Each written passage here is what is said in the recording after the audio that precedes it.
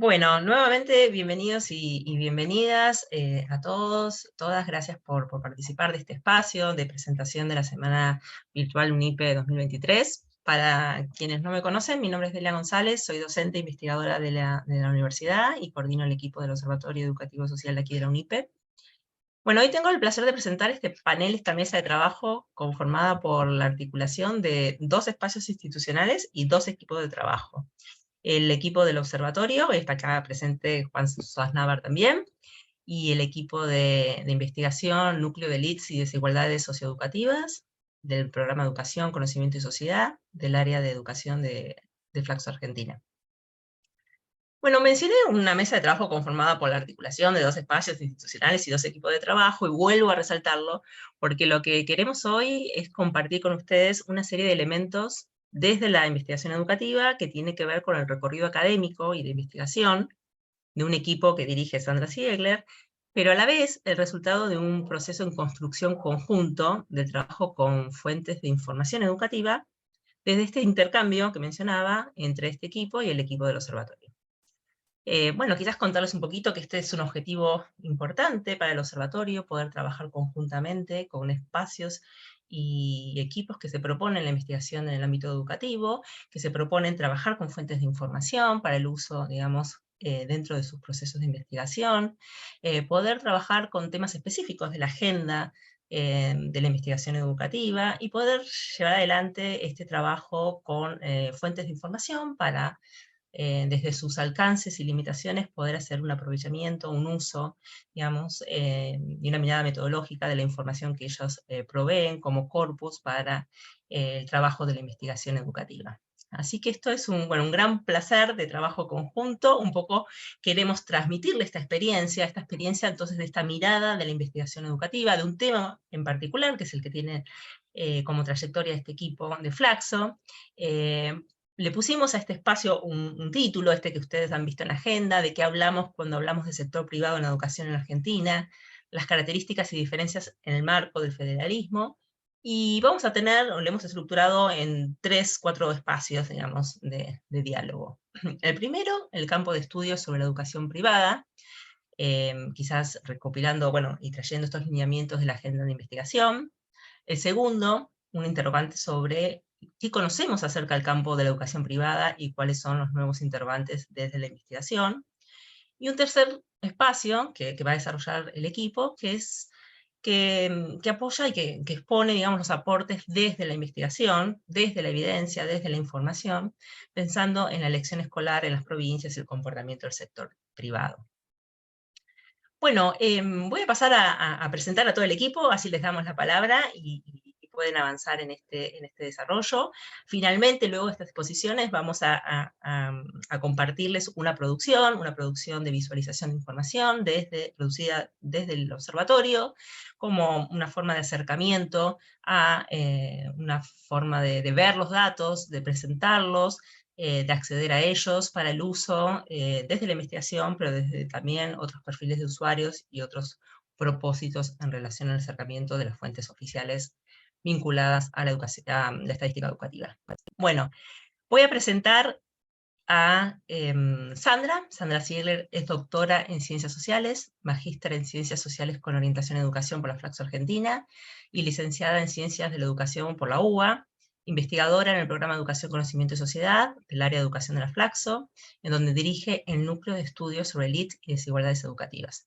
Es profesora asociada en el profesorado de la Facultad de Ciencias Exactas y Naturales de la Universidad de Buenos Aires. Mariana Nobile es licenciada en Sociología de la Universidad Nacional de La Plata y doctora en Ciencias Sociales por la Flaxo, investigadora adjunta del CONICET, con lugar de trabajo en el programa Educación, Conocimiento y Sociedad del área de Educación de la Flaxo Argentina. Es docente de Sociología de la Educación en la Facultad de Humanidades y Ciencias de la Educación de la Universidad Nacional de La Plata. Sebastián Fuentes, doctor en Antropología Social por la UNSAM, magíster en Ciencias Sociales con mención en Educación por la Flaxo Argentina, licenciado en Filosofía de la USAL. Es investigador del CONICET, con sede en el programa de Educación, Conocimiento y Sociedad, también de la Flaxo. En la Universidad Nacional del 3 de Febrero es profesor e investigador. Luciana Riategui es licenciada en Sociología de la Universidad Pontificia, Pontificia Universidad Católica del Perú, y egresada de la Maestría en Ciencias Sociales con Orientación en Educación de la Flaxo. Actualmente es estudiante de doctorado en Ciencias Sociales y becaria doctoral en el Núcleo de Estudios sobre Élite y Desigualdades Educativas Flaxo. Sandra Lancestremere es licenciada en Sociología por la USAL, magíster en Ciencias Sociales con Orientación en Educación por la Flaxo Argentina y docente de Sociología de la Educación, Políticas Educativas, Metodología en Ciencias Sociales en diversas universidades. También integra el mismo equipo de trabajo. Sabrina Pérez es licenciada en Ciencias Políticas, profesora universitaria para la enseñanza secundaria y superior, y maestranda en Ciencias Sociales con Orientación en Educación por la Flaxo, doctoranda en Ciencias Sociales por la misma universidad, docente de nivel secundario en Provincia de Buenos Aires y de nivel universitario en distintas universidades. Integra el mismo equipo de trabajo, y finalmente lo voy a presentar a Juan Suárez, como les mencionaba antes.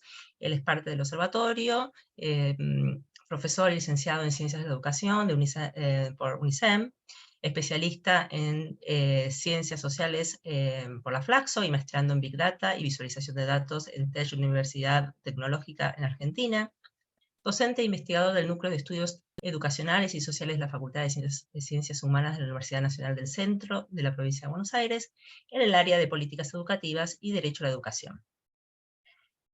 Consultor externo en temáticas relativas al procesamiento, análisis y visualización de información para el Banco Interamericano de Desarrollo, el Instituto Internacional de Planeamiento de la Educación, IP UNESCO, y para equipos de investigación de la UNIPE y Flaxo. Bueno, habiendo presentado a todo el equipo, un súper lujo, más que agradecidos, primero por sumarse a la invitación de esta iniciativa, pero como decíamos antes también, por sumarse a este trabajo conjunto que venimos realizando. Queríamos participarlos a ustedes de este trabajo, porque bueno, nos parece una gran ocasión mostrarles esta, si se quiere, entre comillas, cocina de la investigación también, y bueno, les vamos a dar la palabra para que puedan avanzar en las propuestas de exposición. Les pedimos a todos que el que quiera hacer comentarios, el que quiera hacer preguntas, puedan utilizar el chat libremente. Vamos a recuperar este espacio al final de las exposiciones y tenemos unos minutos de diálogo conjunto. Adelante. Bueno, Delia, y todos, buenas tardes. Muchísimas gracias por la presentación y por la invitación a este espacio, a Delia y a Juan. Un espacio que en realidad en el que venimos dialogando desde hace un tiempo, a propósito, como decía Delia, de la interacción por un proyecto de investigación que ahora vamos a comentar, en donde estamos trabajando con una serie de datos y en contacto con el observatorio, que produce una sistematización de información estadística que nos permite aproximarnos a nuestro objeto de indagación en este momento. Tal como decía Delia, la idea del encuentro es compartir algunas, parte de la producción reciente de este equipo y parte de la trayectoria, y compartir en cierta medida, digamos, el espacio de la trastienda de la investigación. Señalar que justamente están presentes algunas directoras de escuelas donde recientemente estuvimos haciendo trabajo de campo, que les damos la bienvenida y que es muy grato también entrar en contacto y continuar el diálogo de esta forma. Así que agradecidos por esta posibilidad. Bueno, si les parece, empiezo comentando un poquito el propósito y qué es lo que vamos a presentar. Como decía Delia, el título que le pusimos a esta presentación es ¿de qué hablamos cuando hablamos del sector privado en la educación en Argentina? Características y diferencias en el marco del federalismo.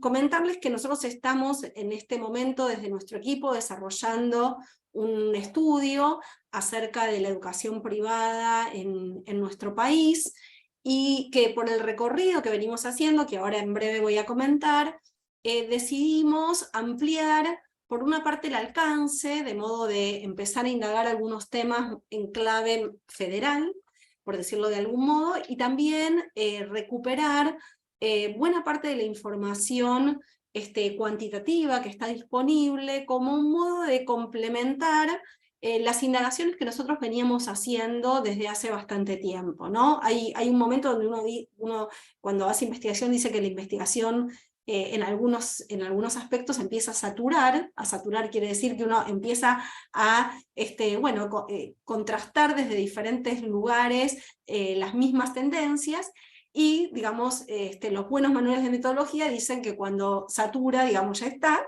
Y hay que, si uno quiere como renovar algunas hipótesis y esa construcción conceptual, tiene que buscar otros espacios de indagación, y podría decir que eso es lo que el equipo está haciendo en este momento, ampliando nuestra investigación, como les decía, a otras provincias y mirando otras fuentes de información disponibles. Para sintetizar algo del recorrido, porque siempre una línea de investigación, digamos, suele venir de vieja data, y las preguntas se van profundizando, ajustando, renovando. En realidad la línea que desarrollamos desde este equipo tiene ya un poquito más de 20 años de producción, se originó en el denominado Grupo Viernes, en el área de educación también de la Flaxo, en su momento, digamos, con la dirección del equipo de investigación con Guillermina Tiramonti, donde en aquel entonces nosotros desarrollamos una serie de estudios sobre la temática de la fragmentación educativa, y en ese contexto, cuando mirábamos procesos de fragmentación educativa en la educación secundaria, surgió y empezamos a trabajar sobre los procesos de formación de élite en nuestro país.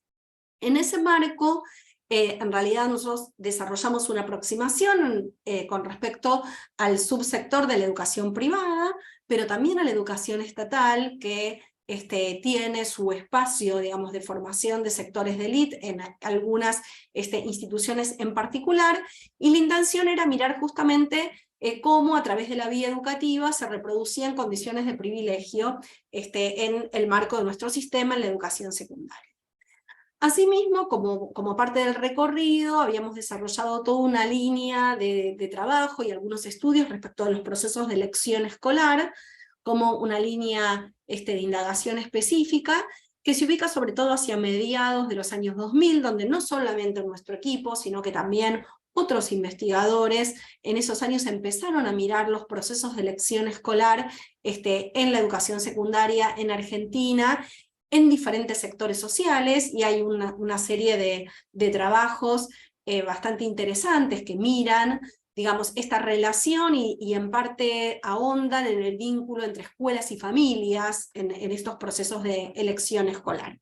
Y en tercer lugar, el estudio que ha sido el inmediatamente anterior a este que ahora vamos a comentar, ha sido un trabajo que hemos hecho ya en este núcleo de investigación sobre élite y desigualdades educativas con un proyecto PICT, que son los proyectos que financia el Ministerio de Educación, de Ciencia y Tecnología, donde hicimos un trabajo sobre las trayectorias postescolares, o sea, cuáles eran las colocaciones sociales, laborales, etcétera, en dos cortes generacionales de exalumnos de escuelas de élite, ¿no? Mirábamos en egresados de diferentes momentos, digamos, cuáles eran sus trayectorias luego de la escolaridad secundaria en estas escuelas, con la hipótesis fuerte acerca de que mirar a esos cortes generacionales nos permitía comprender cómo se había reconfigurado la educación secundaria en el circuito estatal y en el circuito privado.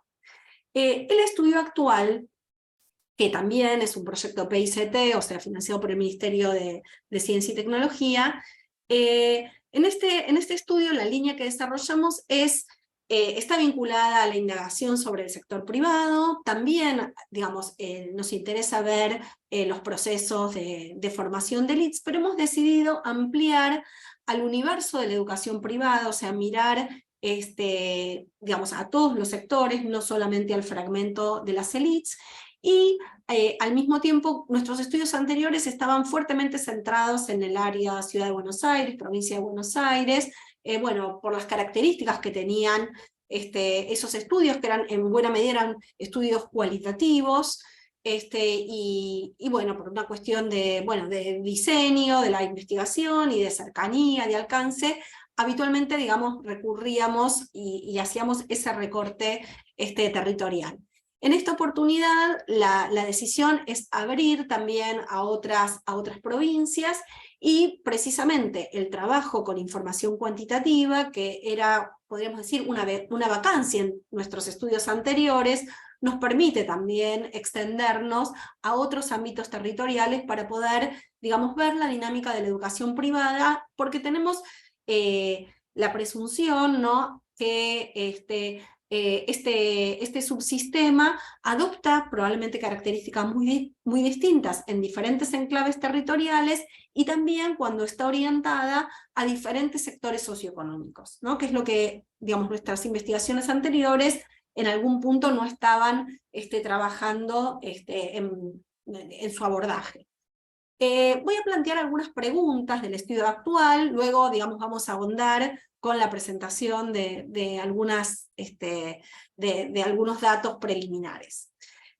Bueno, nos interesa, como les decía, mirar al subsector privado desde indicadores cuantitativos. Digamos, nosotros ya con las indagaciones cualitativas teníamos, podríamos decir, ciertos consensos que podíamos plantear o que habíamos encontrado como tendencias respecto de el fenómeno de fragmentación, el fenómeno de la elección escolar. Había una hipótesis muy fuerte acerca de la homogeneidad interna que tienen estas instituciones. Entonces, bueno, el interés en este momento es poder como mapear de una manera más extensiva a este subsector, y al mismo tiempo por los datos que hay disponibles, poder, digamos, reconstruir algunas tendencias de los últimos años, mirándolo en un alcance más mediano, por decirlo de alguna manera, ¿no?, en una duración un poquito más extensa que las investigaciones anteriores que hacíamos, que eran, podemos decir, más sincrónicas, ¿no?, que miraban aquí y ahora cuál era la dinámica en este subsector.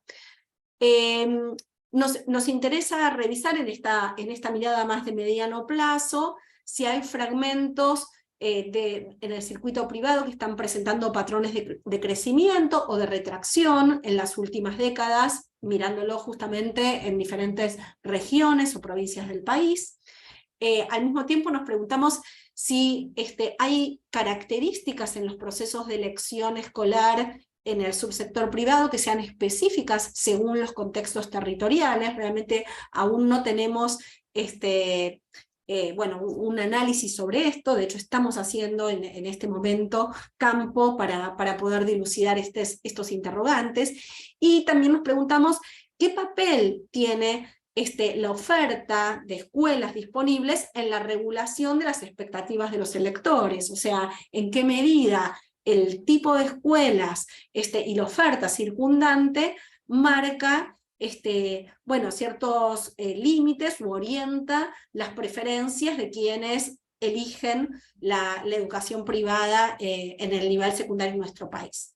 Nos preguntamos si hay patrones comunes en el subsector en términos de los criterios de la elección familiar, o sea, más allá de ver las características particulares que podemos encontrar según territorios o según nivel socioeconómico, probablemente, y nos interesa identificar si hay algunas regularidades del subsector privado en sí, y que podemos identificar, digamos, cuáles son las tendencias generales, digamos, de las familias que están eligiendo estas instituciones.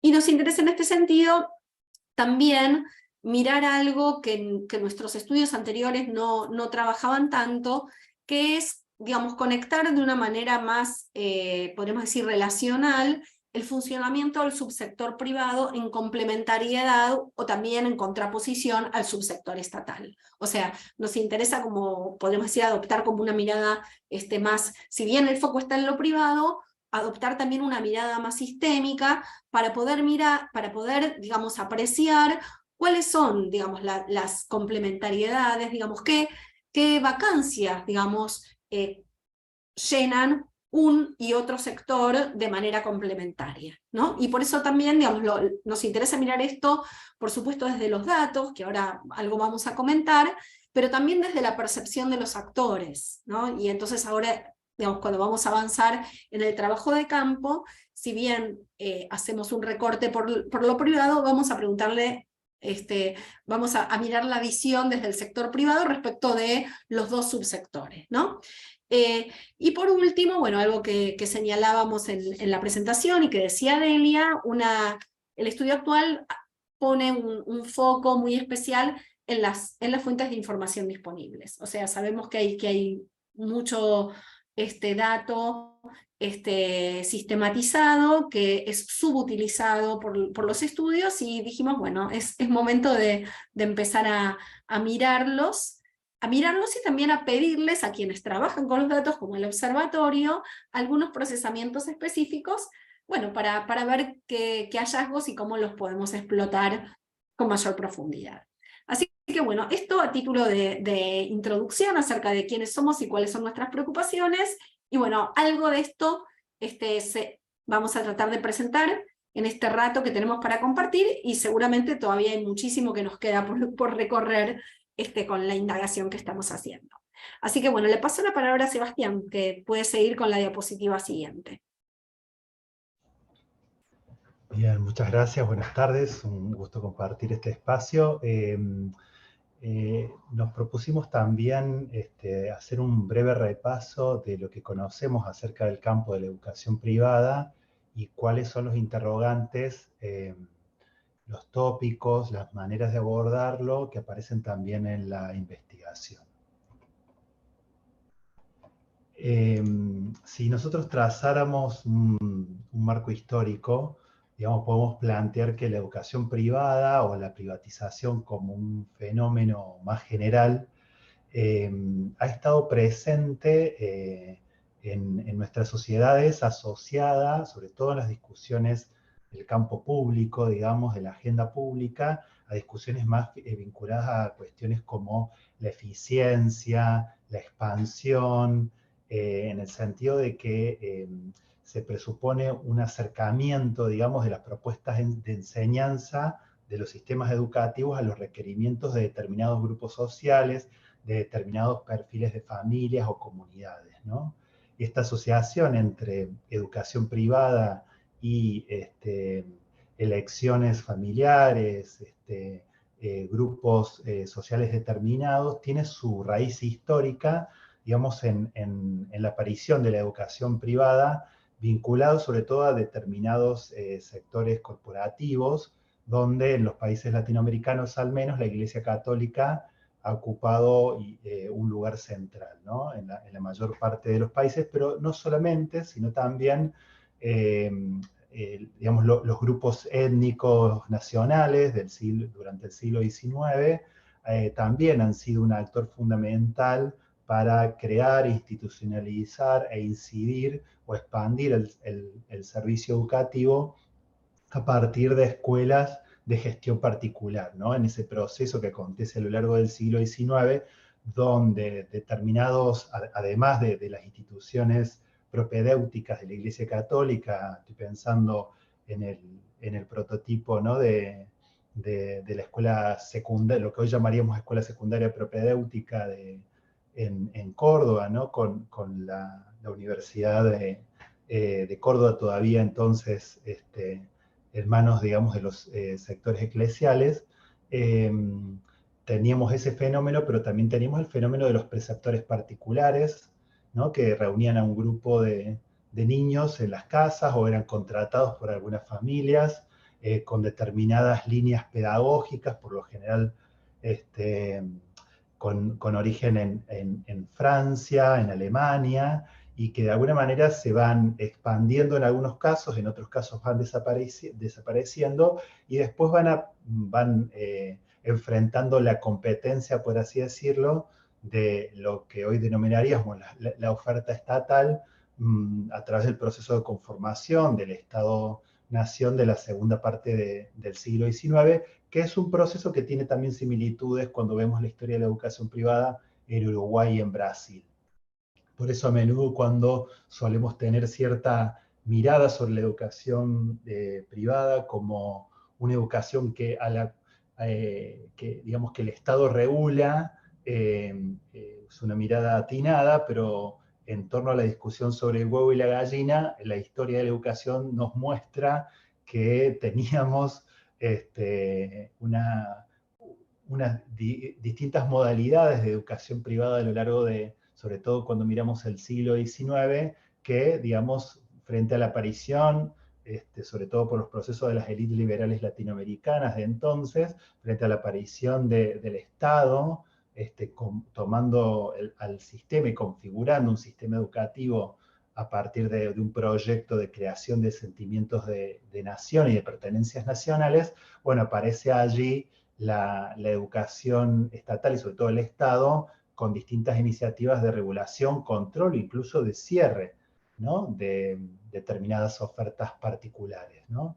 Entonces, la primera expansión, por así decirlo, de la educación privada está vinculado a la presencia y a la construcción, ¿no?, del Estado, que es un proceso histórico que también ha estado, como sabemos, alentados por procesos globales, ¿no? Digo, me menciono a la inmigración, a los procesos inmigratorios de la segunda parte del siglo XIX, pero no solamente a los procesos demográficos, sino procesos políticos.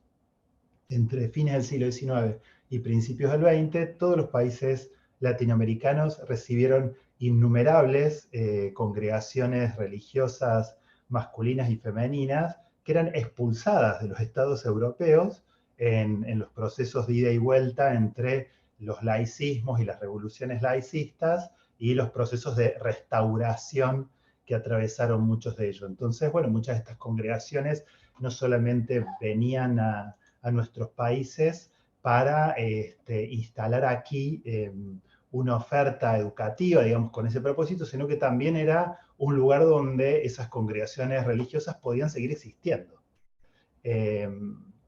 Este fenómeno también explica esa presencia de la educación privada que se expande, digamos, por medio sobre todo del sector eclesial, ya que los sectores étnicos nacionales que estaban muy presentes en la oferta educativa en el siglo XIX terminan siendo cada vez más cooptados y más circunscriptos y más limitados en función de vamos a decirlo así, la competencia estatal por producir un sentimiento y una pertenencia nacional, ¿no?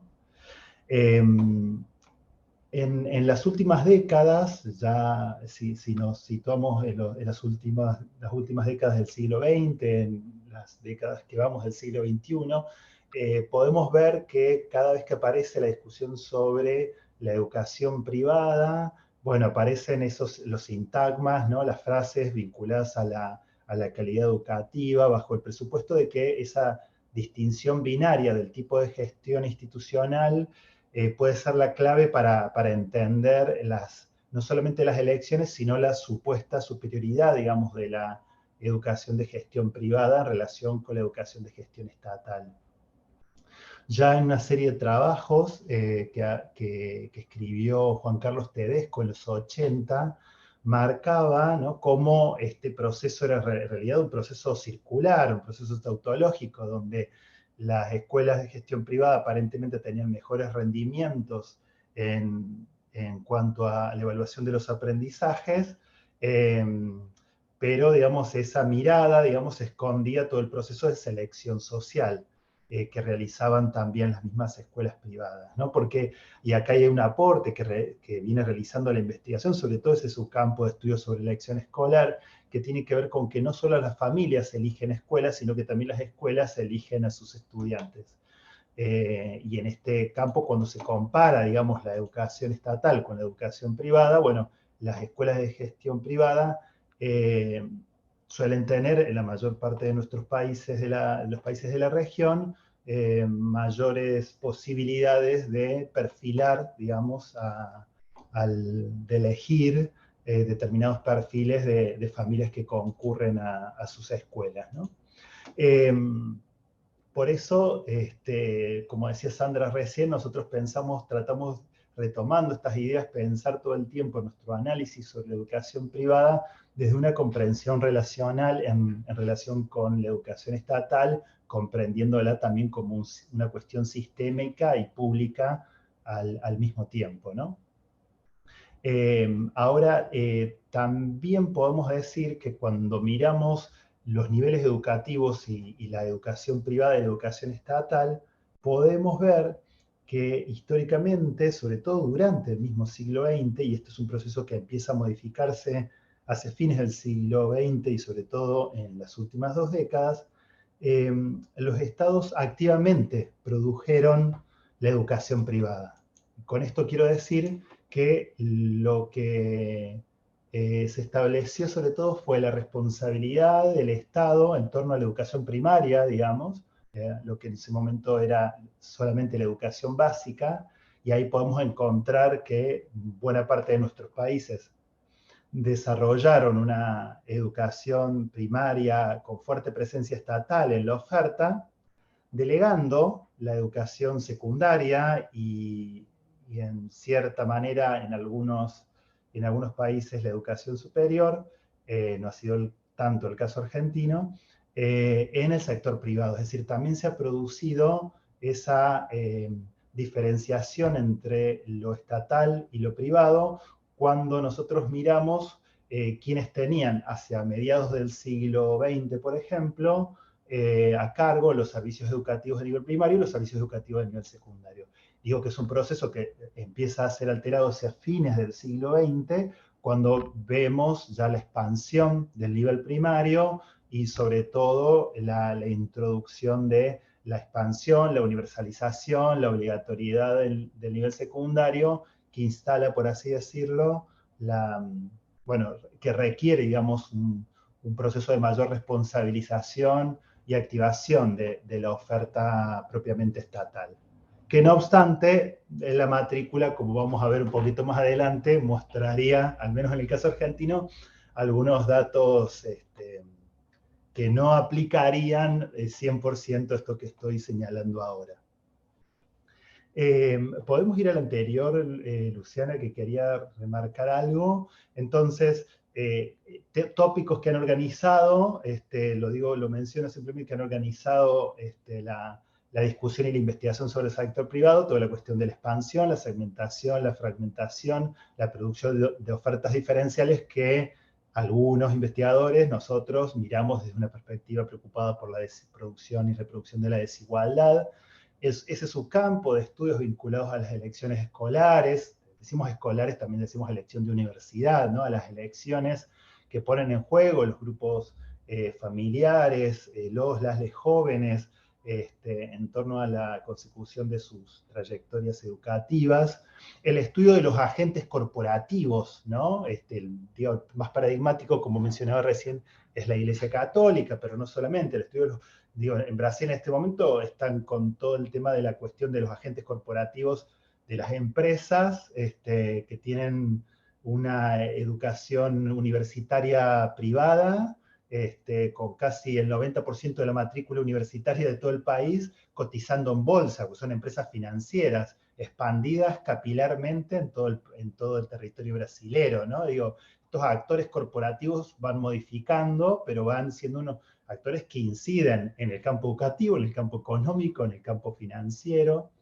También la discusión en torno a la expansión, y digo, esto no es un subcampo de estudio, pero sí es una discusión presente cuando nosotros traemos la cuestión de la educación privada, la de de qué manera se produce un correlato entre expansión educativa y expansión económica. Digo, frente a periodos de mejora de los ingresos de la población, cómo es que digamos, tiende a crecer la matrícula de la educación privada, y otros plantean, bueno, pero eso no necesariamente ocurre por un crecimiento de los ingresos económicos, sino también por un cambio en los patrones de los estilos de vida. Es decir, la explicación no solamente está dada por el capital económico, sino por un proceso también cultural de modificación de los estilos de vida. Es decir, aquí la cuestión de cómo el desarrollo económico de un país se vincula con el aumento o disminución de la matrícula del sector privado.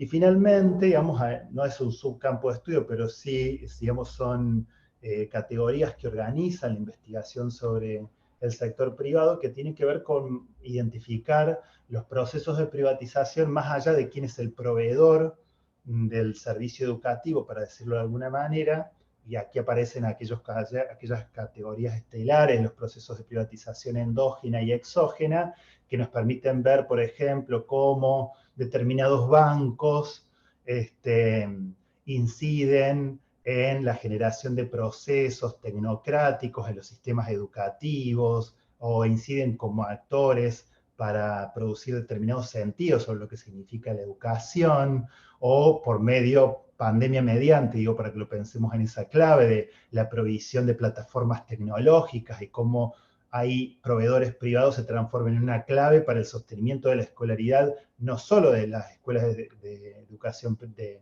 gestión privada, sino también de las escuelas de gestión estatal, digamos que ha sido un proceso que han atravesado los ministerios nacionales y subnacionales en toda nuestra región por la pandemia.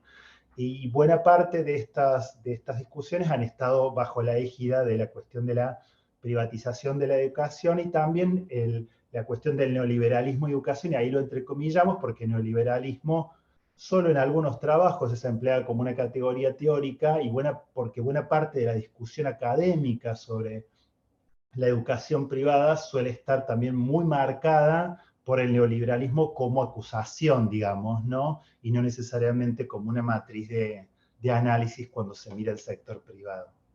Y finalmente señalamos algunos temas que nos parecen, los menciono solamente, que nos parecen que son relevantes porque ya hay trabajos sobre esto, pero que a nosotras identificamos como productivos para seguir indagando, que tienen que ver con procesos recientes, ¿no? Como las trayectorias completas en el sector privado como nuevo fenómeno, ¿no? Digo, nosotros que venimos investigando sobre los sectores privilegiados, como contaba Sandra, digamos, podemos ver cómo, incluso en la investigación anterior, egresados en los años 80 o incluso en los 90 de la escuela secundaria, de escuelas de élites privadas, sopesaban o evaluaban o finalmente ingresaban a las universidades públicas, sobre todo a las grandes universidades públicas más tradicionales, como la Universidad de Buenos Aires, en el caso de las élites porteñas.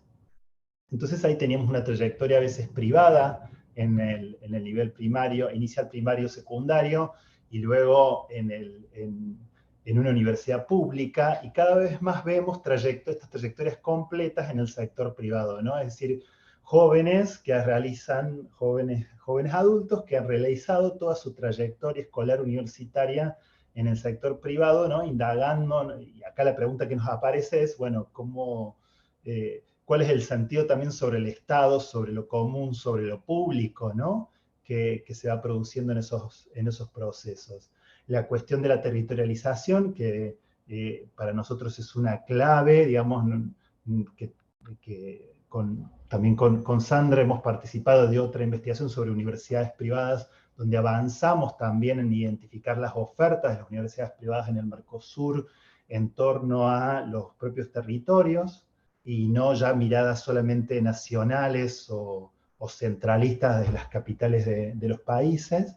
La cuestión de la historia de la educación privada, que sí ha sido bastante tematizada, sobre todo la historia de estos preceptores que les contaba al principio, en el siglo XIX, la historia de determinados sectores corporativos, iglesia católica, evangélica, digamos, ya tenemos trabajos sobre esto, tal vez falta más, y cuestiones que nos parecen que están ahí pendientes, ¿no? Sobre los que hay poco, ¿no? ¿Cuáles son las pedagogías, nuevas, viejas pedagogías presentes en las escuelas privadas, dado el campo fragmentado en el que está nuestro sistema, y también ver qué pasa con el trabajo docente en escuelas privadas, digamos. También de eso sabemos poco, miramos mucho el desgaste, la recarga de trabajo de docentes en escuelas estatales, y sabemos aún poco. Hay algunas tesis que se están empezando a hacer sobre eso, pero necesitamos conocer un poquito más.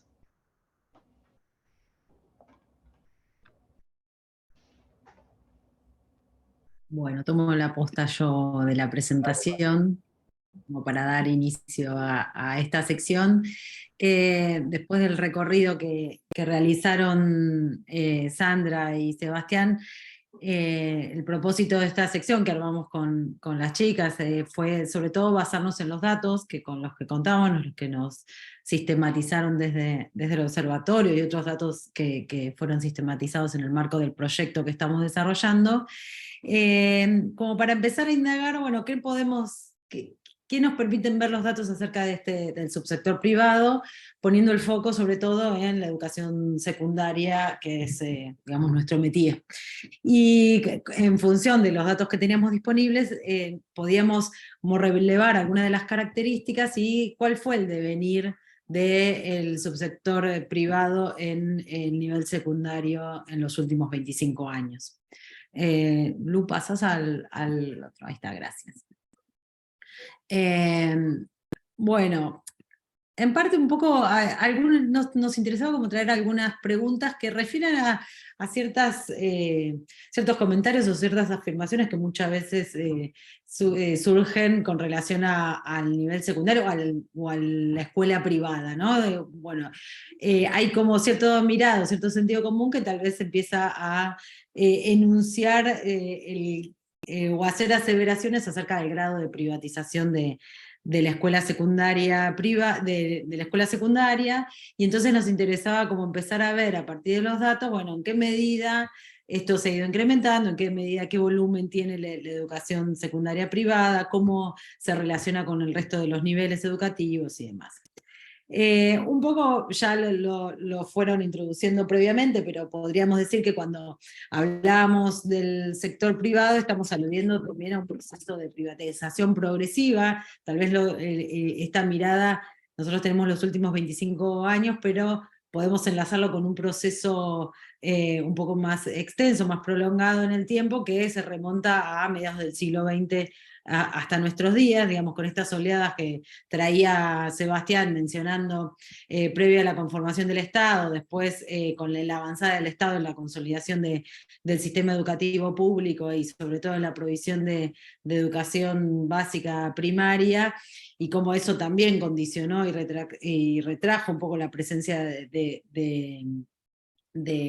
los actores privados. Bueno, acá podemos ver que la privatización en nuestro país cuenta con una extensión media, más prolongada, sobre todo con relación a otros países de la región. Cuando uno se remonta, mira el contexto latinoamericano, el contexto regional, por un lado es una región que tiene un alto nivel de privatización en el nivel secundario, que ronda alrededor del 20%, y muchos de esos procesos de privatización tal vez estuvieron más asociados a reformas del Estado en los últimos 20, 30 o 40 años, o sobre todo a la proliferación de discursos sobre la nueva gestión pública y la avanzada de políticas más de corte neoliberal, que promueven, impulsan y tratan de fomentar procesos de privatización de la educación. Bueno, vemos que en nuestro caso esos procesos se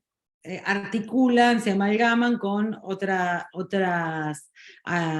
presencia del sector privado en nuestro país que data desde mediados del siglo XX.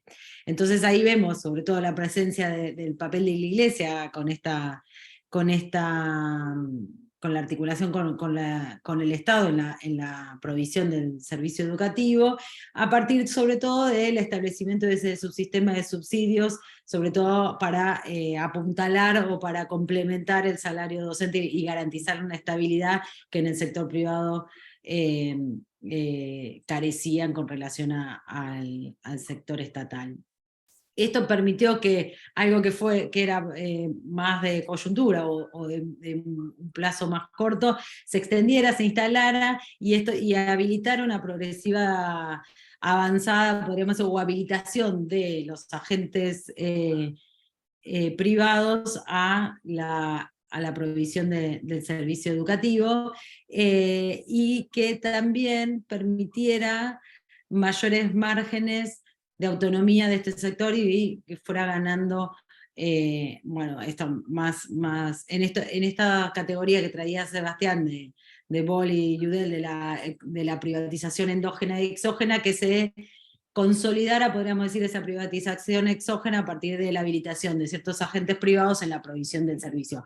No solo, digamos, vamos a ver que no solo están las escuelas confesionales dependientes de la Iglesia Católica, sino que empiezan a consolidarse la oferta de otro tipo de instituciones y de agentes que proveen educación privada.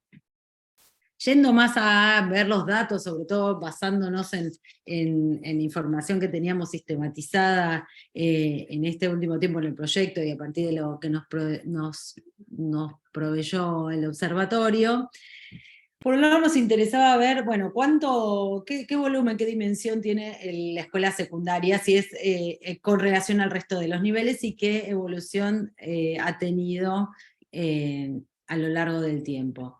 Como les decíamos, tenemos los datos sistematizados desde mediados de la década del 90 hasta nuestros días, hasta el 2021, o sea que tenemos un volumen de información interesante, son 25 años que nos permiten tener una perspectiva y en base también a la historia del subsector, a la historia de los procesos de expansión del nivel secundario, nos permiten leer esta información con otras lentes y sobre todo ver en qué medida eso fue creciendo, en qué contextos y en qué coyunturas sufre modificaciones o ciertas alteraciones. Acá tenemos los 3 niveles educativos, el inicial, el primario y el secundario, y ahí vemos que históricamente el nivel inicial parte como de o por lo menos desde la mediados de la década del 90 ya veíamos que era el nivel educativo con mayor participación del sector privado en la provisión del servicio. Y vemos algunas modificaciones que van acompasadas en los distintos niveles. Luego le sigue el nivel secundario y por último el primario, tal vez pensando en esta tradición histórica de mayor presencia del Estado brindando educación básica obligatoria y dejando los otros 2 niveles a que otros agentes participen de ese nivel educativo. Y vemos que las variaciones que han ido teniendo, que ha ido sufriendo, están asociadas a cierta coyuntura y ciertas modificaciones. Las más recientes las podemos asociar también al proceso, a la coyuntura de la pandemia, donde vemos que el descenso, por ejemplo, en el nivel inicial es el más acuciante y fue el que sufrió, digamos, con mayor fuerza los embates de los procesos de aislamiento educativo durante la pandemia, y vemos que el nivel secundario mantiene cierta estabilidad a lo largo del tiempo. Sí, hay un proceso de descenso desde el 2019, cuando uno ve, había una expansión mayor, los mayores niveles de participación se ven alrededor del 2016, 2017, 2018, y a partir después en 2020, 2021 hay un descenso de alrededor de 2 puntos que se puede observar ahí. Pasando a la siguiente filmina, acá vemos, sobre todo pensando en esta evolución y progresión de la matrícula que atiende el sector privado en el nivel secundario. Tal vez acá lo que nos queda claro con este gráfico que parece que no nos dice nada, pero nos dice mucho, podríamos decir, porque es una línea que atraviesa un rectángulo, vemos que esa idea de que tal vez la presencia de la escuela privada, secundaria privada, se ha ido acrecentando, que el proceso de privatización aumenta y el Estado va dejando librado a los privados la provisión de educación secundaria. Bueno, vemos que la participación prácticamente no ha variado en los últimos 25 años. Sí vemos que, bueno, acá no se percibe que no es algo constante. Un elemento que es interesante marcar es que sí hay digamos, todos conocemos el proceso de expansión de la matrícula a partir que viene de las últimas décadas, pero sobre todo con la sanción de la obligatoriedad en el año 2006, se acrecienta y se consolida, y el nivel secundario pasa a recibir a sectores que históricamente no participaban de este nivel educativo, pero vemos que esta expansión del nivel secundario y este acrecentamiento de la matrícula no alteró la distribución entre los sectores, es decir, ambos sectores sostuvieron la misma participación, rondando el 71-72% el sector estatal, y teniendo un 27-28% el sector privado digamos, en la repartija de la matrícula del nivel secundario. Entonces, si bien en los últimos 25 años podemos ver que se acrecienta la cantidad de estudiantes, más de 1.300.000 estudiantes se suman al nivel secundario, la proporción en la atención de esa población es constante en el tiempo. Lo que sí sería interesante, por ejemplo, pensando en estudios ulteriores, es ver qué movimientos, qué matrícula, qué sectores absorbió cada uno de sectores sociales, digamos, de esta nueva población que se va incorporando, y qué movimientos internos en esa matrícula se dan cruzando con otra información, como puede ser los quintiles de ingreso, por ejemplo, o el clima educativo del hogar, si uno pudiera tener esa información, cómo se fue distribuyendo y moviendo esa matrícula al interior del nivel secundario, para ver qué sectores absorbe la educación estatal y qué sectores absorbe la educación privada. A ver, ya pasábamos. Una pregunta que tal vez para darle el pie a Sabrina, que va a continuar con la presentación, es en qué medida esto, que veíamos como homogéneo en términos de la participación de ambos sectores, es tal en el territorio nacional y al interior de ese territorio. Así que le paso la palabra a Sabrina, que va a continuar con la presentación. Gracias, Mari. Bueno, hola a todos. Bueno, retomando esta pregunta que plantea Mariana, para abordarla lo que hicimos fue un análisis de la distribución de la matrícula según tipo de gestión, por regiones. Y tomamos las regiones educativas que son noroeste, noreste, centro, Cuyo y sur. Una de las primeras observaciones que resaltan al comparar entre regiones es que la región centro, que está compuesta por Buenos Aires, Cava, Córdoba, Entre Ríos y Santa Fe, es la que presenta mayor participación del sector privado en la educación del nivel secundario, mientras que el resto de las regiones se encuentran aproximadamente en el 18%, la región centro tiene aproximadamente un 33% de participación del sector privado, mientras que el otro 67% le queda al sector estatal. El promedio nacional es del 30% para el sector privado y 70% para el sector estatal. Eso nos estaría dando la pauta de que el comportamiento de la región centro, por el volumen de matrícula que es mayor a las demás, condiciona fuertemente el promedio nacional. En cuanto a la evolución temporal de la participación del sector privado en términos de matrícula, en las distintas regiones encontramos que la tendencia es estable, como ya veníamos comentando. Las variaciones se dan en algunas regiones y de manera poco significativa. Centro y noroeste tienen el mismo porcentaje en el 96 y en el 2021. Cuyo aumenta 1% y en el sur y noreste aumenta pero 4 y 5% respectivamente.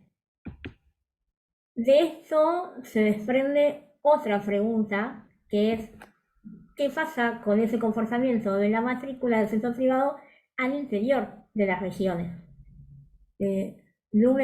Gracias. Si analizamos la región centro, vemos que si bien hay un poco de movimiento en algunos años, al principio y al final del periodo la participación del sector privado es prácticamente la misma. En Cava y Buenos Aires sube 1 punto, en Córdoba baja 2 puntos, en Entre Ríos sube 2 puntos y en Santa Fe es el mismo porcentaje. Pero la participación en las provincias es diferente. O sea, como se ve en este gráfico, la ciudad de Buenos Aires es la que tiene mayor matrícula de secundaria en el sector privado, con 49%. Le sigue Córdoba, que tiene el 40%, Santa Fe y Buenos Aires tienen las dos 30,5% y Entre Ríos tiene el 25%. Lo que nos muestra esto es que, si bien en todas se da esta tendencia a la estabilidad en el tiempo, el peso que tiene el sector privado varía en cada provincia de la región. Después podemos analizar el caso del noroeste, donde hay un poco más de variaciones que en la región del centro. Noroeste está compuesto por Catamarca, Jujuy, La Rioja, Salta, Santiago del Estero y Tucumán. Lo que vemos en este caso es que el promedio regional se mantiene igual entre el 96 y el 2021, que es alrededor del 20%, pero si vemos los casos particulares de cada provincia, hay un poco más de movimiento. Catamarca aumenta un 8%, Jujuy un 5%, La Rioja 4%, Santiago del Estero 1%, Salta queda igual y Tucumán es la que va a contratendencia y disminuye la matrícula del sector privado un 8%. Entonces, como vemos, si bien en esta región el promedio al inicio y al final era el mismo, al analizar los casos particulares vemos que sí hubo movimientos de matrícula, pero que se compensan entre sí dentro de la región. Y también se produce este distinto peso, esta distinta participación del sector privado entre provincias, pero con menos diferencias que las que podemos observar en la región centro. Acá todas se concentran más o menos entre el 13 y el 26% de participación del sector privado. Para retomar algo que planteaba Mariana hace un ratito, una de las hipótesis que estamos trabajando es que este aumento de la matrícula que se produjo, en parte vinculado con la obligatoriedad que se sancionó con la Ley de Educación Nacional, fue absorbido de maneras diferentes entre sectores y eso puede estar influenciando en estas variaciones que se observan entre provincias. O sea, hay que ver de qué manera fue absorbida ese aumento de la matrícula. Quizá en Tucumán hubo una mayor absorción en el sector estatal en comparación con las otras. Por lo tanto, lo que podemos decir es que hay una heterogeneidad a nivel federal en el peso que tiene el sector privado entre provincias, pero en el largo plazo lo que se observa es la estabilidad entre las regiones y a nivel federal.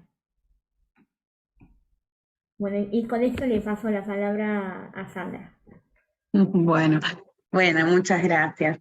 Bueno, entonces, para continuar con este análisis respecto de esta cierta heterogeneidad que, como planteaba Sabrina, al interior de las regiones se hace notorio, decidimos mirar, más ahora en forma sincrónica y a modo de foto, ¿sí?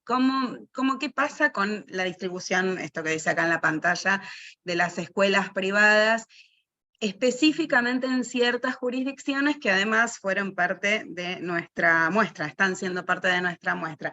¿Y qué nos dice eso acerca del papel del Estado en términos de cómo se va absorbiendo esta nueva matrícula que ingresa y que, como vemos, aparentemente además sería equitativamente absorbida por el sector privado y el sector público, ¿sí? O el sector de gestión estatal. Pero además de eso, entonces decidimos mirar el tema de las subvenciones, y para eso me gustaría, si se puede, pasar a la nueva diapositiva, ¿sí? Primero, un paneo general. Ahora vamos a mostrar mapas. Esto también es producto del observatorio y a nosotros nos vino fantástico. Además nos parece muy gráfico, muy visual, ¿sí? Vamos a pensar en Cava y también vamos a mirar la provincia de Córdoba. Primero esto, así este pantallazo respecto del volumen, ¿sí? Si bien la cantidad de unidades de servicio en Cava, y luego vamos a ver en la provincia de Córdoba, es distinta, ¿sí? En Cava estamos aproximadamente en unas 500, un poquito más, unidades de servicio estatales y públicas, totales, de nivel secundario. En Córdoba estamos rondando las 1000 unidades de servicio estatales y públicas. Claramente se observan los mapas, ¿sí? Que la presencia del sector privado en Cava, ¿sí? Es, como bien decía Sabrina, como bien nos comentaba a partir de los datos de UNIPE, del RAI de UNIPE, cerca del 50%, es decir, es muy importante. Y a primera vista también parece distribuida bastante homogéneamente en el territorio de la capital federal, ¿sí? Pero en la siguiente diapositiva, si puede ser, vamos a ver otros mapas que nos muestran ahora sí las instituciones de nivel secundario de gestión privada, pero por nivel y tipo de subvención, ¿sí? Y ahí es donde empezamos a ver aspectos que tienen que ver con una cierta territorialidad al interior de la Ciudad Autónoma de Buenos Aires, que nosotros relacionamos con las comunas. De hecho, en la muestra de este estudio, las comunas que hemos tomado son la comuna 13 y la comuna 8, y ahí nosotros percibimos una distribución bastante distinta de las instituciones que tienen subvención estatal, parcial o total, o aquellas que no tienen subvención por parte del Estado, ¿sí? Es decir, privadas sin subvención. Y como podemos ver en el primero de los mapas, el que está más a la izquierda, las instituciones de gestión privada sin subvención también se aglomeran en ciertas comunas. De hecho, ¿sí? La comuna 13, que no lo dije, pero incluye los barrios en Capital de Núñez, Belgrano y Colegiales, ¿sí? Tiene un 42% de instituciones sin subvención estatal, ¿sí? En cambio, cuando nosotros estamos mirando a la Comuna 8, por ejemplo, que también formó parte de nuestra muestra, no encontramos instituciones de gestión privada sin subvención por parte del Estado, ¿sí? Hay Me una gustaría... cosita. Sí, La sí, sí. Y esa de cuando hablamos de comuna 13 y comuna 8, la comuna 8 estaría bien en el sur de la ciudad y la Tal comuna cual. 13, mencionando los barrios, son los del norte. Entonces ahí se ve cómo Absolutamente. Esta segregación. Sí, sí, sí, sí, sí. Sí, de hecho, bueno, la Comuna 8 incluye a los barrios de Villa Soldati, Villa Lugano y Villa Riachuelo, ¿sí? Bueno, y este tipo de segregación territorial que es bastante frecuente, no solo a nivel nacional, a nivel regional, sino también a nivel de cascos urbanos, ¿no? Sobre todo de grandes volúmenes de población. Me gustaría ahora pasar a la diapo siguiente, ¿sí? Porque nos preguntamos acerca de qué pasa con las escuelas confesionales, ¿sí? Si son, y esto nos va a servir para contrastarlo con lo que ocurre en la provincia, o con lo que podemos ver en la provincia de Córdoba, ¿sí? Secundarias privadas con subvención total, podemos ver la distribución en el mapa de la izquierda, y secundarias de gestión privada, confesionales, con subvención total, podemos verlo en el mapa de la derecha. Y ambos mapas son prácticamente idénticos. O sea que la mayoría, ¿sí? Por no decir casi todas, ¿sí? De las escuelas de gestión privada con subvención total son también confesionales en la Ciudad Autónoma de Buenos Aires. Y esta distribución es bastante homogénea, es más homogénea, ¿sí? Que la distribución territorial que estábamos viendo en los mapas anteriores, ¿sí? Si bien es cierto que pareciera haber Gracias, Lu. Si bien es cierto que pareciera haber una mayor presencia de escuelas del sector privado con subvención total en la zona sur de la ciudad. ¿Sí? Ahora sí, podemos pasar a ver Córdoba. Bueno, estamos hablando de otro volumen de unidades de servicio, ¿sí? En un territorio mucho más grande, ¿sí? Pero que es uno de los territorios también dentro de la zona centro con mayor matrícula en el nivel secundario.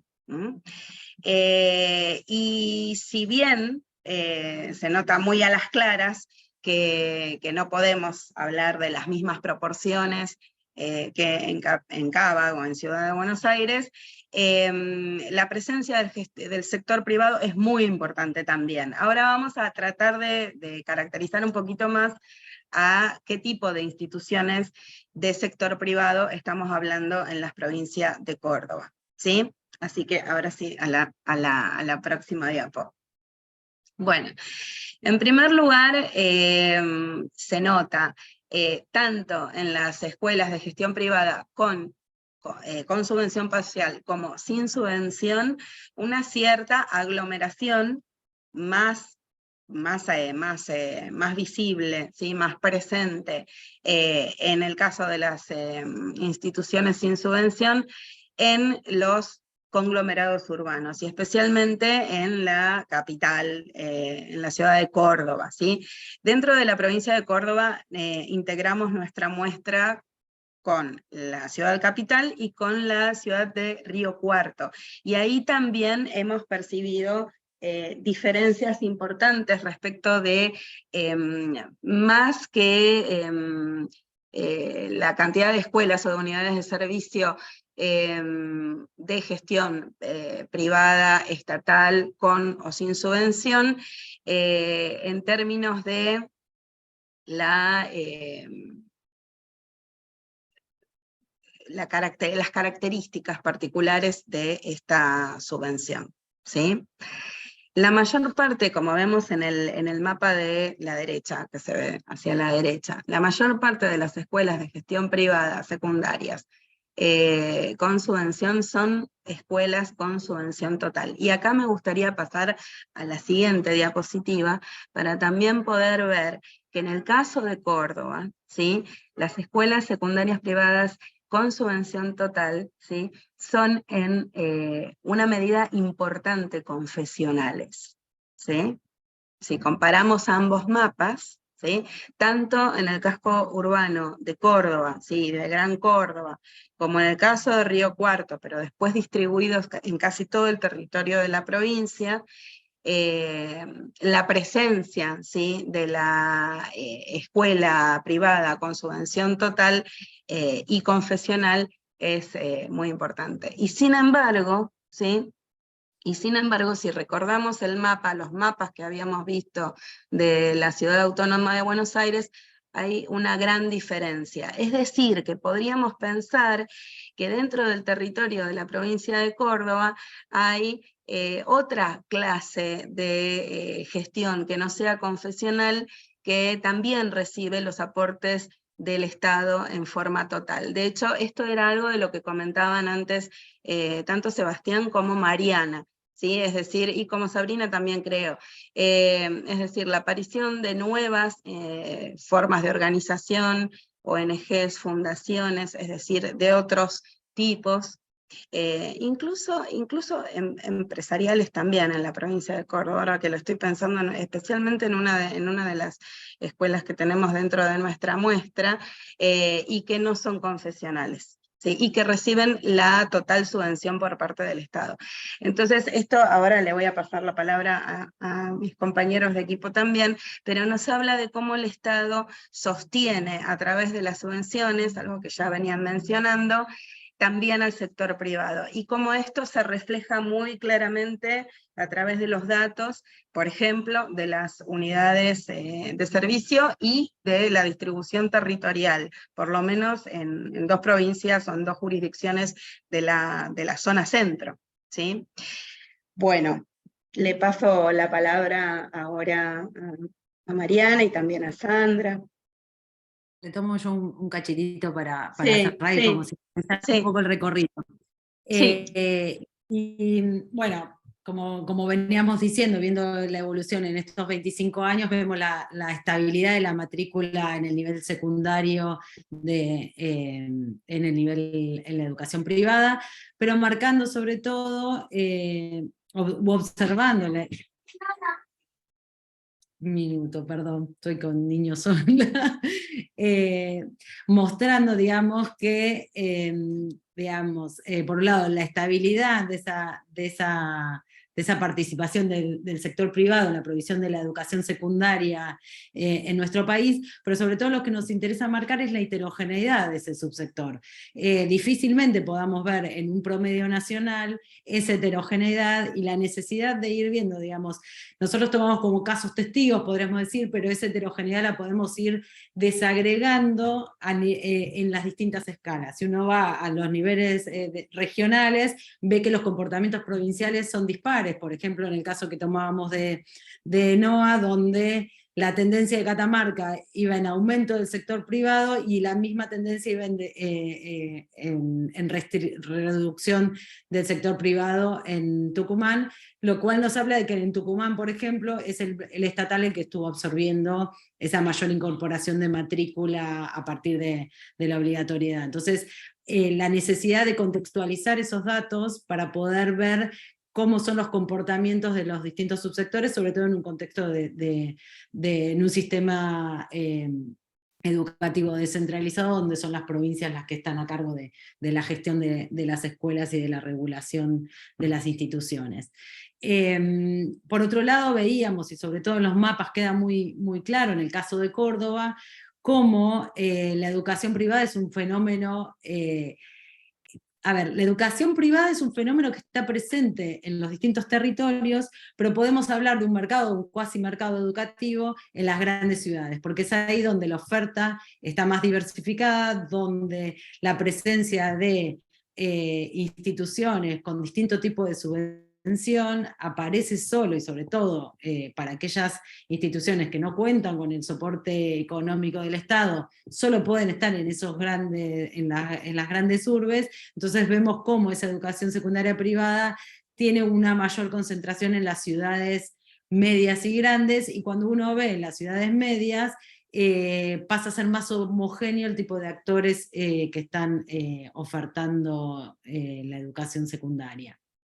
Y ahí es donde se va consolidando y configurando en esas grandes ciudades ese circuito más elitista, que tiene una participación minoritaria porque es una educación no subsidiada y a la cual está muy orientada a sectores medios y altos de la población, lo cual nos habla como de la fragmentación también al interior del subsector privado. Y acá vemos cómo también se van complementando, digamos, tal vez este proceso progresivo o cierto grado de privatización que en los últimos 50, 60, 70 años no resulta en un sistema híbrido donde el sector estatal y el sector privado se van articulando y delegando y distribuyendo responsabilidades de modo complejo que es necesario reconstruir en cada contexto jurisdiccional. Otro elemento que nos parece importante acentuar es la opacidad de la participación del Estado. Digamos, es difícil identificar o la publicidad de cierta información. Por ejemplo, uno no conoce tan claramente o no pueden acceder tan fácilmente a la información de qué tipo de porcentaje de subvención reciben las escuelas y quiénes son esos actores que están recibiendo la subvención del Estado. Un elemento que tal vez se nos pasó un poquito a mencionar era el tema de que el dato sobre las escuelas, si son confesionales o no confesionales, no es totalmente nítido y no es totalmente claro. Hay escuelas que aparecen como no confesionales en las fuentes de información y que cuando uno conoce la jurisdicción o puede relevar o hace una indagación más en profundidad de ver, visitar las páginas web o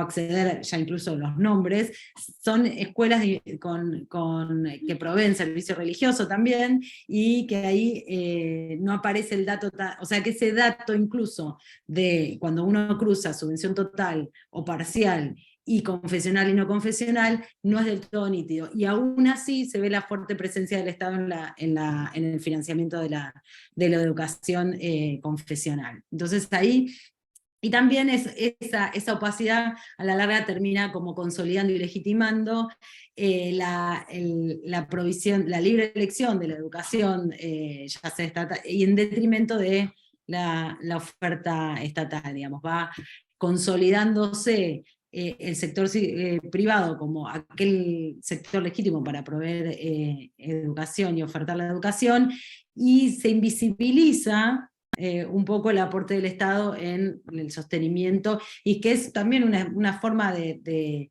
estrategia para ir absorbiendo esa matrícula que va incrementándose a lo largo del tiempo. Así que bueno, esto es un poco de alguna de las notas que fuimos sistematizando, y que nos permitía mucho de los datos que nos proveyeron desde el observatorio, y sobre todo también las otras sistematizaciones que fuimos haciendo relevando los últimos 25 años, empezar a ver esa heterogeneidad del sector privado, que dista mucho de ser homogéneo en su conjunto. Acá dejo porque se me complica.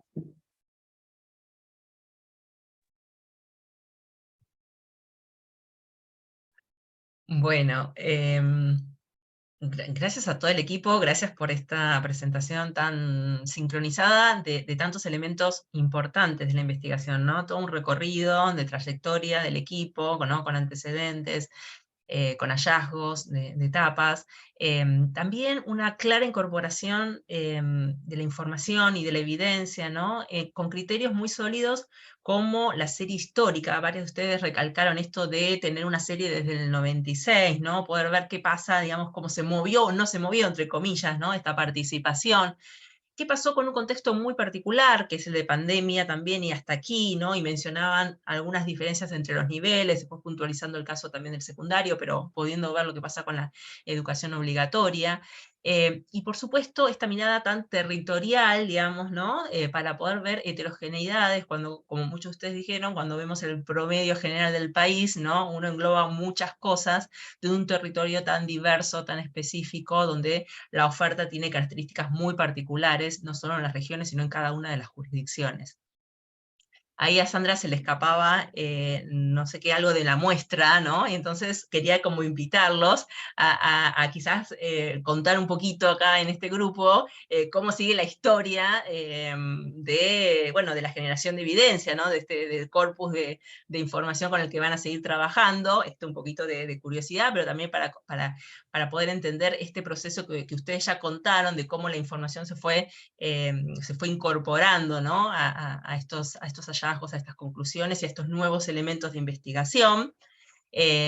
Por este lado, y después me parecía que, bueno, en pos de esto que seguramente van a contar sobre los desafíos metodológicos, imagino que hay mucho de lo atravesado por el contexto, ¿no? Sandra decía, y ustedes decían, ya tenemos, bueno, un recorrido, hay muchas cuestiones, pero bueno, también estamos en un lugar distinto de la oferta, ¿no? Y de la matrícula, y un momento histórico diferente, bueno, pasan cosas en todos los niveles educativos, pasan cosas en los territorios, por donde pueden pasar algunas de las preguntas o hipótesis que bien mencionaron, pero que pueden estar como muy contextualizadas. Bueno, a mí se me ocurre esto, muchas cosas más, pero bueno, quería tirarlo como para ver si podíamos conversar amablemente. Por supuesto, estamos abiertos a otros comentarios, otras preguntas. Este es el momento antes de pasar a la otra instancia que comentábamos de la visualización.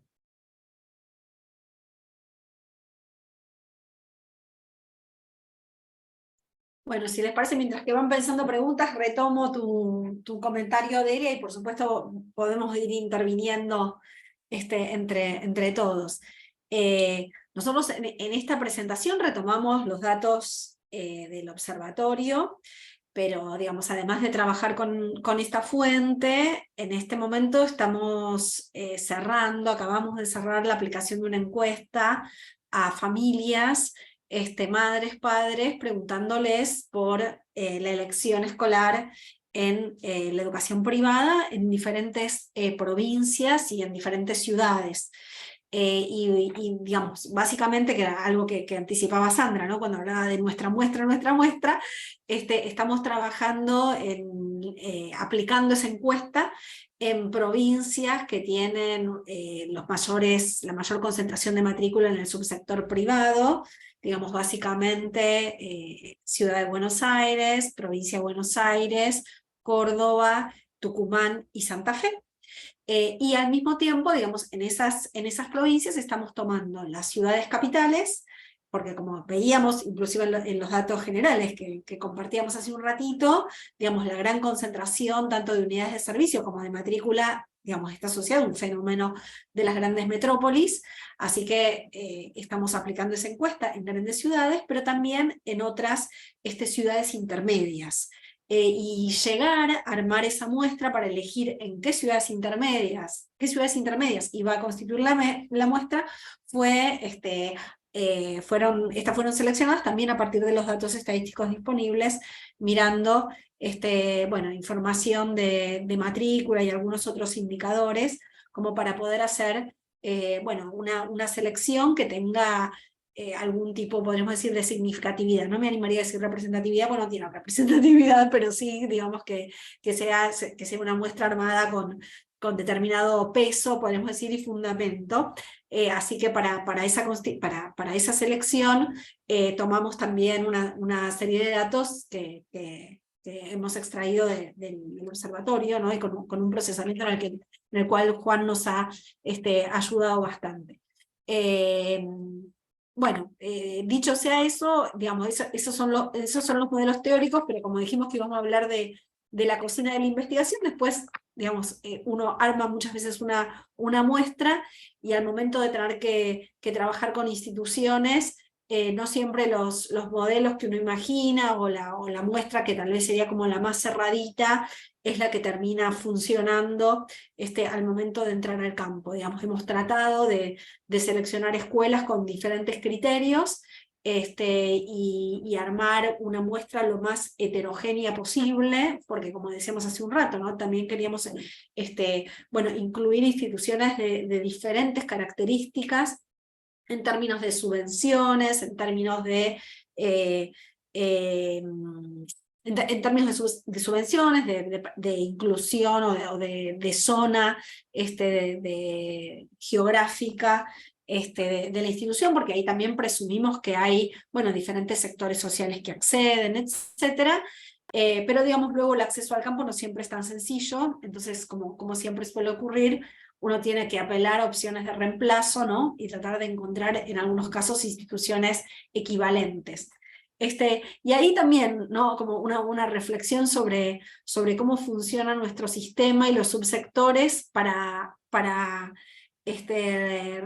resolver el tema de la investigación. Nosotros, digamos, somos un equipo que, si bien hace tiempo trabajamos sobre el universo de la educación privada, sobre todo, digamos, en nuestra institución y en nuestra área hay una larga trayectoria de trabajo de investigación con las provincias, ¿no? Con las gestiones educativas, con las instituciones públicas, etc., con las instituciones estatales, perdón, y no siempre es sencillo acceder al sector privado. Y en ese sentido, digamos, hemos tenido un trabajo bastante árido para constituir nuestra muestra, para poder acceder a las instituciones, y uno ahí también se abre ciertas preguntas, ¿no? Acerca de, cómo se construye información, cómo se investiga en nuestro país, ¿no? Y todos los interrogantes también, y a veces probablemente haya, dudas o desconfianza de parte de las instituciones de qué se hace con la información, cómo se trabaja con la información, etc. Digamos, desde nuestro lugar, todo el compromiso por el trabajo de construir información, de producir conocimiento, y desde ahí, la intención también de articular con estos equipos como ustedes, y de también empezar a entablar diálogos con las instituciones que nos abren las puertas, y que nos permiten, digamos, conocer construir información y darles también una devolución que les permita a cada uno de ellos bueno, aprovechar estos esfuerzos y también una manera de transparentar, ¿no? la información que se construye como para ir, bueno, solidificando otras prácticas. Eso también es una apuesta desde este equipo. Seguramente me olvidé 1000 cosas acerca de la muestra, así que pueden comentar todo lo que haga falta. No, súper claro, más que claro, pero bueno, si alguien más quiere comentar, pero con respecto quizás a los objetivos de contexto, ¿no? Hablamos esto de la pandemia, ¿no? De ver una serie histórica donde de pronto se muestran cómo esa serie también ha mostrado diferencias en relación a los últimos años, con una serie que llega hasta el 2021, eso está, digamos, es muy interesante contar con datos tan actualizados, ¿no? Dentro de los datos disponibles. Entonces también permite generar algunos supuestos, algunas hipótesis de que pueden encontrarse en un contexto que ha sido cambiante, ¿no? Por supuesto, y lo que quieran comentar. Ahí es interesante porque cuando uno ve, y en relación a esa heterogeneidad también según la jurisdicción, que habría que hacer indagaciones más en profundidad. Nosotros mirá, estos días preparando la presentación, ¿no? Era como ver esos comportamientos dispares que han tenido. La pandemia, si bien uno ve que hay un descenso en la participación del sector privado de alrededor de 2 puntos, el comportamiento no es homogéneo en todas las provincias, e incluso en algunas provincias se mantuvo constante, no hubo ese descenso del sector privado, y en otras sí fue mucho más marcado. Entonces tampoco, digamos, a veces ahí hay que empezar a complementar con otras fuentes de información que permitan ver, bueno, qué pasó en algunas jurisdicciones donde la pandemia afectó fuertemente al sector privado y en otras no tanto. Tal vez ahí el rol del Estado también jugó un papel clave como para explicar un comportamiento diferencial. Digamos, uno puede ir esbozando distintas hipótesis, pero si bien es bastante homogéneo, hay perlitas que está bueno como explorar más en detenimiento. Ahí Sebas levantó la mano. Sí, no, para seguir complementando, por ahí tres breves aclaraciones. La primera es que efectivamente hay variaciones interanuales en la matrícula. Nosotros acá estamos mostrando procesos de mediano plazo. Pero cuando uno ve la variación anual, año a año, efectivamente ve que aumenta, disminuye. Digo, no estamos mostrando el electrocardiograma, para decirlo de alguna manera, estamos mostrando la línea más larga, ¿no? Porque, bueno, no, porque también para nosotros fue revelador, digamos, encontrarnos con esa variación y también esa no variación que mostraba Mariana en el gráfico, que no dice mucho y dice bastante, bueno, interpela, digamos, ¿no? Sobre todo cuando pensamos los discursos que plantean, más en clave de denuncia, la reprivatización, digamos, ¿no? De la matrícula. Sin negar que hay procesos de mercado, digamos, sin negar eso, ¿no? Pero cuando vemos matrícula pasa esto.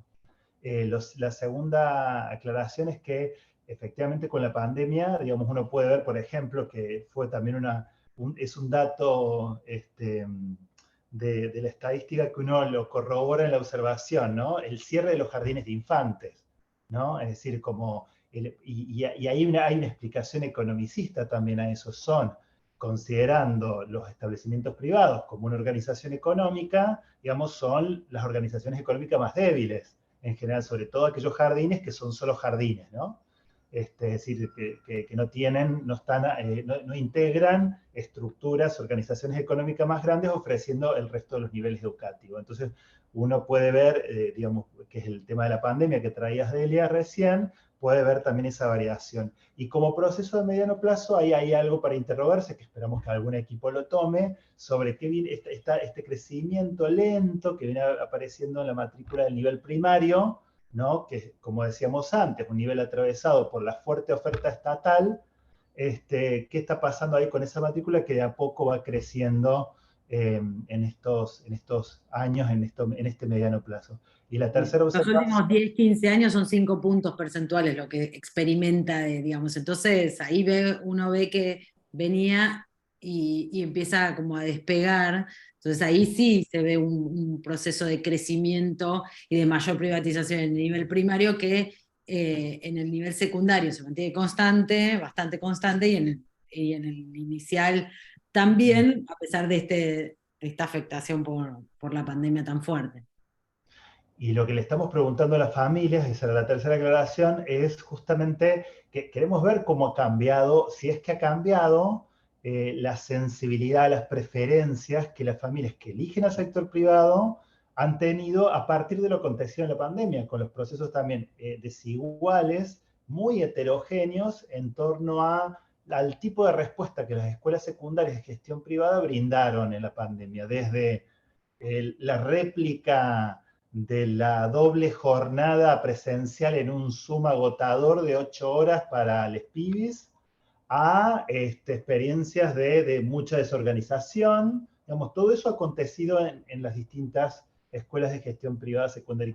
Queríamos ver, bueno, qué es lo que hacía que las familias, ahora en este contexto post-pandémico, siguieran. Nosotros le hicimos esta encuesta el año pasado, a fines del año pasado, y ahora, digamos, como contaba Sandra, bueno, ver por qué siguen eligiendo, por qué eligieron aún, digamos, en la decisión de permanecer allí, por qué están valorando, ¿no? de este proceso global en las escuelas de gestión privada. Sebas, vos también traías algo que es el tema de la trayectoria interniveles, ¿no? Esto que pasa, digamos, con la participación del sector en la elección, en el recorrido de las trayectorias educativas.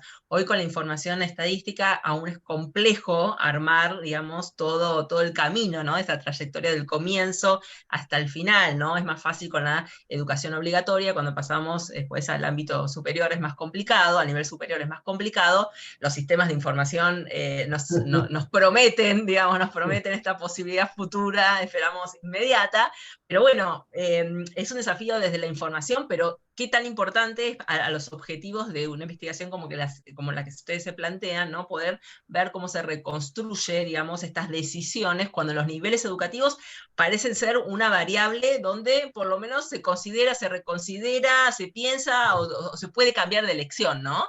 Pasa quizás, ustedes saben más sobre la temática digamos, de la elección del sector privado, pero hay diferencias entre los distintos niveles en las elecciones de las familias, ¿no?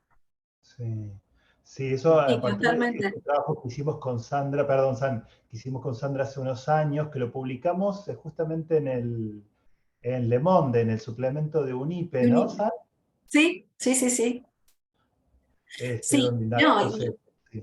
totalmente. Y además ahí Delia, bueno, Delia y todo, ¿no? En realidad, siempre, digamos, los momentos de pasaje de nivel pueden ser momentos de reconsideración de la elección y del sector de inserción, ¿no? Entonces, de ahí la importancia de mirar esos momentos de transiciones de un nivel a otro.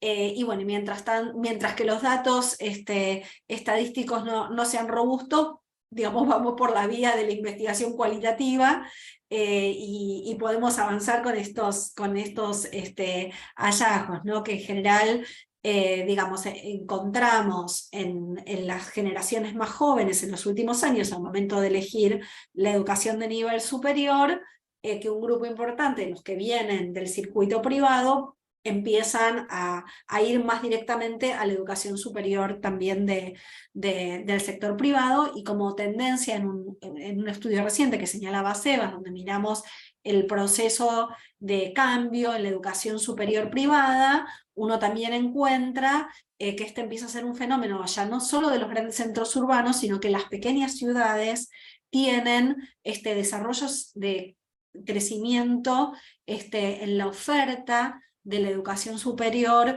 privada muy significativa en los últimos años, al menos en nuestro país, ¿no? Entonces, bueno, todavía es cierto que sería muy interesante contar con sistemas de información que nos permita plantear digamos, estas tendencias de una manera más, digamos, con otras evidencias y de un modo diferente, pero bueno, ya las indagaciones quali empiezan a marcarnos este sendero y estas líneas de análisis.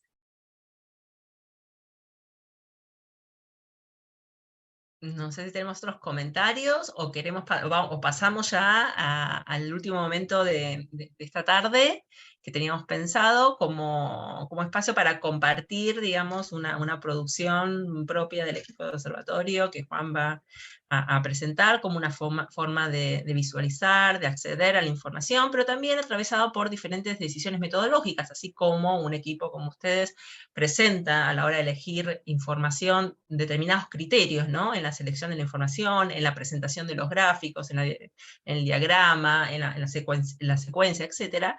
A la hora de llevar adelante un tablero, o una visualización, o un sistema de consultas, uno toma decisiones de miradas metodológicas sobre qué información incluye y de qué manera la incluye, ¿sí? Hay una mirada rectora, digamos, de temática, pero también hay criterios de diferente naturaleza, no voy a anticipar más para que Juan no se me enoje, digamos, y bueno, y pensar un poquito cómo se arma algo de esto cuando uno piensa en términos de preguntas, que son casi preguntas de investigación, o si se quiere, preguntas de indagación, preguntas de organización de la información. Tampoco es que me enojo mucho, Delia, no lo digas así.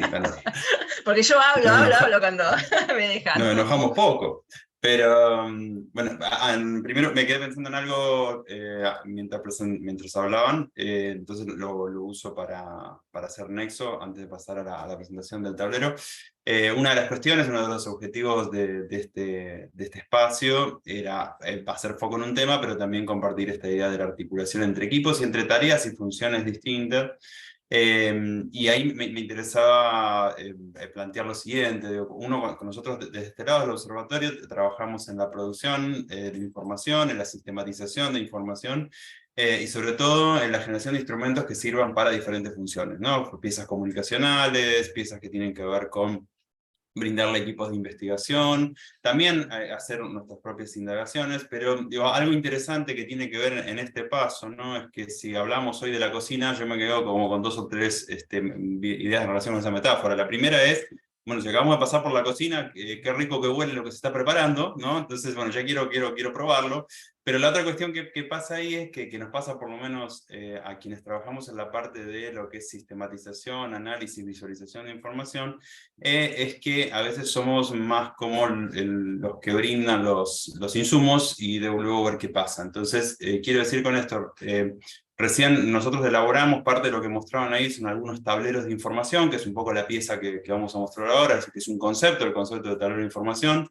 Los mapas que mostraban son capturas de uno de esos tableros, y ya es interesante ver lo que está pasando ahí, que tiene que ver con ya un acceso y un análisis que uno como analista de datos primarios no lo hace, uno no sabe qué va a pasar con eso, ¿no? Entonces yo ya miraba ahí los patrones que se empiezan a ver, los patrones de organización territorial de las escuelas en función de determinadas variables, y si no es algo que uno, bueno, ustedes van a encontrar esto, no sabemos en principio lo que van a encontrar, pero que traía esto para decir, bueno, es sumamente interesante poder tener esta instancia, donde decir, bueno, yo no les di el tablero y no supe nunca más qué pasó, no sé si les gustó la comida, cómo quedó, ¿no? Entonces me parece que está bueno eso, poder ver qué es lo que pasó, porque eso también retroalimenta a pensar. Y digo esto entonces como introducción a lo que queríamos mostrar hoy, que es esta idea del concepto de tableros de visualización de datos.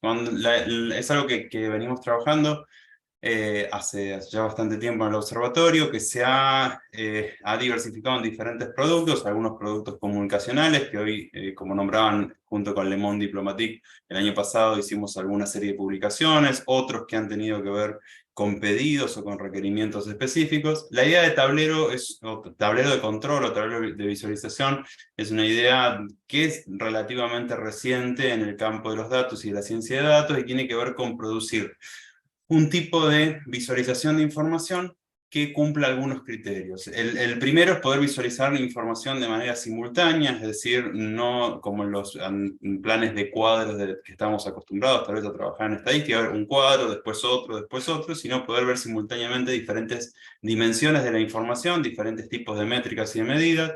La segunda cuestión es que no se trata solamente de verlo, sino de pensar una interactividad, es decir, pensamos un usuario, los tableros, que es un usuario activo, que puede acercarse a ese tablero y tocar cosas para poder generar algún tipo de alteración, modificación de lo que se está viendo en función de una pregunta. Y la tercera es que lo que se busca es que esto sea accesible para el usuario, es decir, que no tengas que tener un usuario ultra experto en cuestiones que tienen que ver con datos e información, para poderles esa información, lo cual hace que sean útiles, ¿no? Que un usuario en función de una pregunta específica de investigación pueda acceder a esa información. Entonces el tablero aparece como una forma de vincular la existencia de datos o la existencia de información y las preguntas específicas de, en este caso, investigación, comunicación y demás.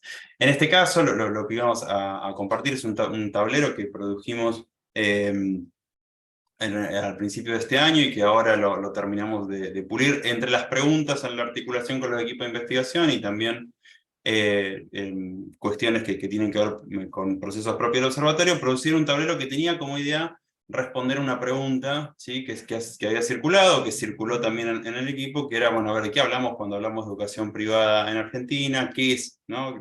Cuando podemos decir la educación privada así en general. Y entonces nosotros empezamos a trabajar con la idea, bueno, ¿qué datos tenemos? ¿Sí? A partir de las fuentes gubernamentales, de las fuentes públicas que tenemos sobre esto, y cómo podemos organizar esa información para dar respuesta a esa pregunta. ¿Sí? En este caso tomamos una decisión de poder trabajar con dos unidades de análisis simultáneas, que es las escuelas y los estudiantes, ¿sí? Pensando en estas dos unidades como dos componentes del sistema educativo, y lo dividimos con 4 dimensiones para poder pensar que aquí hay una cuestión de organización de la información. La primera es la dimensión territorial, es decir, poder verlo a nivel de las diferentes jurisdicciones, pero también a nivel del total país. La segunda es en relación con los niveles educativos, es decir, poder mostrar simultáneamente qué pasa en el conjunto y luego qué pasa por los diferentes niveles, inicial, primario y secundario. La tercera es el sector de gestión, es decir, poder ver qué pasa entre los sectores, el sector estatal y privado, y dentro de la idea de los sectores, poder ver lo que sería el interior del sector privado, la existencia o no de subvención, pensando en que es una característica distintiva, ¿no? De alguna manera, el tablero se puede navegar, como les decía, es además de la simultaneidad de la información, la idea de la interactividad, que uno puede elegir ver una jurisdicción o todas, de poder elegir ver lo que sucede en algún sector o nivel, ¿sí? Por ejemplo aquí, en algún sector o en algún nivel, o en todos, y poder alternar entre ver los comportamientos para, bueno, acá también podemos seleccionar los niveles, para una de esas unidades de análisis, las escuelas o los estudiantes. Claro, el tablero presenta una pregunta, pero si bien tiene una lectura inicial de los datos, no va hacia la respuesta, sino, como les decía, espera un usuario que va a hacer un uso de esa información y entonces puede abordar esa pregunta en función de sus intenciones. Con esto fuimos trabajando, digo, con el equipo hicimos un camino, con el equipo de Flaxo hicimos un camino en usar estos recursos, también ha sido un camino de aprendizaje mutuo, ¿sí? Bueno, qué es lo que se espera de un tablero, cómo utilizarlo, y después nosotros, de este lado, cómo producir algo que sea útil. Tengo ahí nota al pie, ya estamos con el procesamiento de las encuestas para poder tener el tablero para ver los resultados de las encuestas, de aquí a poco. Y entonces, bueno, la idea de que este tipo de piezas, este tipo de producciones, generen este nexo entre la información y la investigación y otros usos. Entonces, Delia, si me olvido algo aquí. Creo que no. No sé si alguien tiene una pregunta específica sobre esto. En realidad queríamos mostrarlos a los términos de complementariedad, de la forma de acceder a la información, de hacerse preguntas para la investigación, de tomar criterios como tomó el equipo sobre la mirada de la información. Acá ven que también compartimos la mirada en serie histórica, más corta, por supuesto que lo que tomó el equipo, una mirada territorial tal cual tomó el equipo, una mirada de comparación entre sectores, una mirada de comparación entre niveles educativos. Bueno, estos criterios que rigen, digamos, la mirada metodológica sobre la información, pensando en los alcances y las limitaciones de las fuentes, por supuesto. Esto determina sustantivamente, digamos, lo que uno produce, analiza y pone a disponibilidad, pero que, bueno, que es importante tener en cuenta en este acercamiento de las fuentes de información estadística educativa, la cual es, bueno, alentamos a acercarse y poder utilizar, porque es mucha la información que existe y quizás a veces difícil, digamos, terminar de analizar la envergadura, digamos, de lo que existe. Bueno.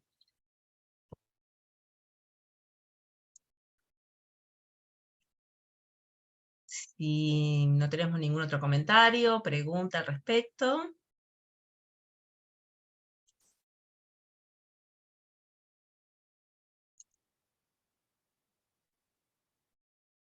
Bueno, entonces casi sobre la hora, ya muy encima de la noche, nos queda agradecer enormemente de vuelta a cada uno de ustedes, por sumarse a este espacio de UNIPE virtual, pero por sumarse también a este trabajo conjunto. Un placer para nosotros, por supuesto, un camino aún por recorrer. Quedamos a disposición, van a contar con este material que se va a subir al canal de YouTube de la universidad, así que para quien quiera tener mayor detalle de la información y de este recorrido, va a poder contar con este recurso. Así que, nuevamente gracias, un placer, y nos estamos viendo. Bueno, Gracias, Delia. muchas gracias. Gracias. Saludos. Gracias. Gracias. Gracias.